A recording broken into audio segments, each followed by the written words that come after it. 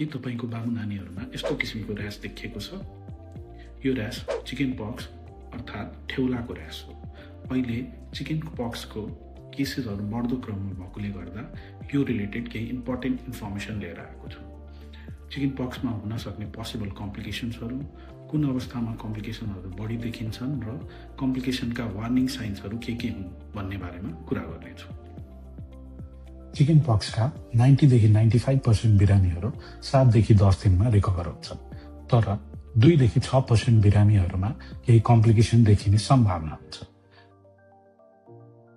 जस्तै कि यदि बिरामी 1 वर्ष मुनिको छ, भ्याक्सिनेसन भएको छैन, इम्युन सिस्टम विकेन्ड छ, जस्तै कि कुनै बिरामीमा कुनै बच्चामा यदि HIV एड्स छ, क्यान्सर छ, केमोथेरापी पाइरहेको छ अथवा लङ टर्म स्टेरोइड थेरापीमा छ भने चिकन पक्सका बिरामीहरूमा यी कम्प्लिकेसनहरू देखिने सम्भावना हुन्छ। पहिलो secondary bacterial infection of skin, दोस्रो कानको इन्फेक्सन, तेस्रो भाइरल निमोनिया, चौथो मस्तिष्क अथवा दिमागको इन्फेक्सन, पाँचौं ब्लड स्ट्रिमको इन्फेक्सन अर्थात् सेप्सिस।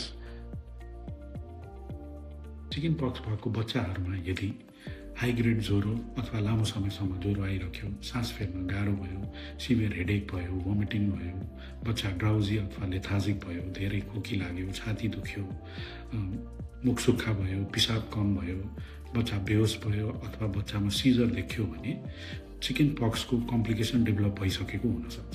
त्यही भएर तुरुन्त बच्चाको डाक्टर साहबसँग चेकअप गराउन लिएर गइहाल्नुपर्छ।